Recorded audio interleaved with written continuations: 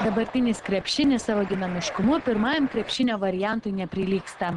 Viskas buvo žaidžiama kur kas ramiau, o visa krepšinio istorija prasidėjo už Atlanto gūdžią 1891 metų žiemą, kai dėstytojas Neismitas savo studentams sugalvojo alternatyvą tik lauke vykstantiems žaidimams.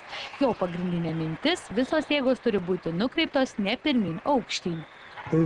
Prisiminė tokį savo vaikų žaidimą, kaip buvo vadinama ant akmens, kai reikėdavo numušti ant didelį akmens padėtą mažą akmeniuką, bet kad tas akmuo kristų iš viršaus, kurio reikia numušti. Tai jis pakėlė, persiko krepšius, prikalė prie balkono, maždaug panašiam aukštį kaip ir dabar.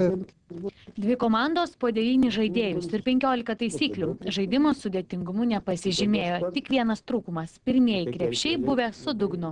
Ten jiems ilgai nesisekė mesti į krepšį, nes tas salės būdintis, kuris ten būdėjo su kopėčiomis, nes reikėjo tą kamuolį paskui išimti iš to persiko krepšio, ilgai jiems nesisekė mesti, tai pagaliau įmetė, tai iš to džiaugsmo toliau nebežaidė. Tai ir laikoma, kad pirmosios rungtynės baigėsi 2-0. Lietuvą krepšinis atėjo skirtingais keliais. Teigiama, kad jį žaisti visų pirma pradėjo moterys. Tiesa, šis žaidimas krepšinio toli gražu nepriminė. Bet buvo čia toks įdomus atvejis, kai Lietuvą atvažiavo iš Rygos futbolo komanda ir tie futbolininkai pasiūlėsi žaisti Lietuvoje krepšinio rungtynes. To amerikietiško Neismito krepšinio rungtynes. Nes jie šiek tiek mokėjo. Tai Lietuvoje nieks apie nieko gerai nežinojo. Tai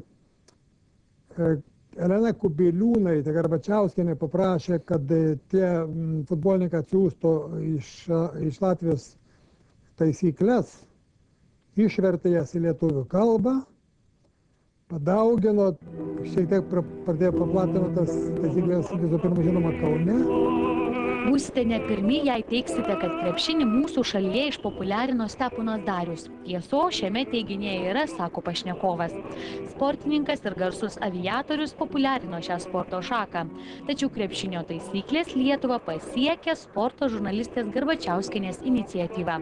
Tai paliudė jos rašytas laiškas profesoriui. Darius nebuvo įvedusių krepšinį Lietuvoje. Kai jis pasirodė sporto dalyvių tarpe, tai krepšinis jau buvo smarkiai įsivyravęs Kaune, nors dar tik moterų tarpe. Aš tada jau turėjau paruošus krepšinio taisyklės, bet perdaviau jam išleisti jas. Pirmoji krepšinio banga Lietuvą užliejo 1937 metais, kai tautiečiai krepšininkai iškovojo Europos krepšinio čempionų titulą.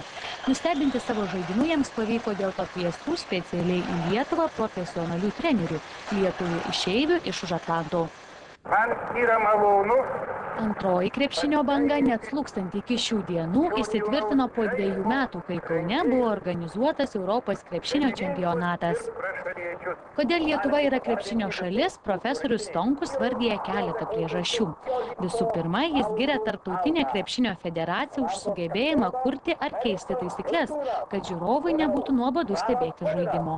Sakysim, aš dar pats esu žaidęs krepšinį, kai nebuvo 30 sekundžių taisyklės, kai, aiškia, SSR čempionate stebint 17 000 ir daugiau žiūrovų žaidėme Kauno Žalgirio su Tbilisio Dinamo.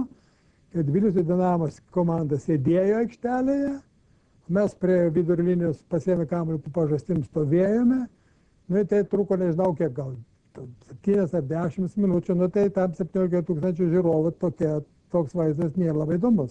Kaip tikina profesorius Stonkus, lietuvių krepšininkai šioje sporto šakoje pirmauja dėl visuose kartu esančių profesionalių trenerių, kuriuos pašnekovas vadina vienais didžiausių nacionalinių turtų. Žinoma, sako jis, be geros pradinės mokyklos, kurią atvežė lietuviai išeiviai, krepšinio tradicijų susikurti nepavyktų.